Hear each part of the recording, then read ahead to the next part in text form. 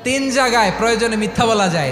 এক নাম্বার, আপনার ওয়াইফকে খুশি করার জন্য, সে একটু এরকম না বলে একটু কৌশল করে বললে খুশি হবে, ওটা বলা যায়। দুই নাম্বার, জীবন মরণের ব্যাপার, যান বাঁচানোর জন্য একটু কৌশল করে ঘুরিয়ে বললেন, এটা জায়েজ। তিন নাম্বার, দুইজন ঝগড়া লাগছে তাদেরকে মিলিয়ে দেওয়ার জন্য কৌশল করে একটু মিথ্যা বলা, ঘুরিয়ে বলা যায়। দুইজনের মধ্যে দেখলেন যে সম্পর্ক খারাপ, একজনরে বললেন, ভাই সে তো ওই দিন আপনার ব্যাপারে অনেক প্রশংসা। কি আমার ব্যাপারে প্রশংসা? কি বললো? এই বললো আপনি নাকি এই করছেন ওই করছেন, অনেক প্রশংসা। লোকটার মন খুশি হয়ে যাবে তার ব্যাপারে, ঠিক কিনা?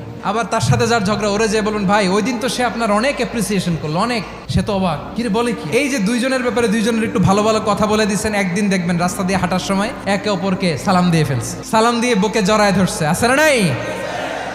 আবার মিলমিশ হয়ে গেছে। কিন্তু আমাদের স্বভাব হইলো, দুই প্রতিবেশী যদি একসাথে বসে একসাথে হাঁটে, দূর থেকে দেখলে আমাদের জলে, আছে না নাই? ঘটনা কি? এই দুইটার মধ্যে এত মিল কে? এই দুইটার মধ্যে গিরিঙ্গি লাগানো যায় কিভাবে? আল্লাহর কাছে তওবা করেন, এই মানসিকতার যেন আমরা না হয়, আমরা মিলিয়ে দিব।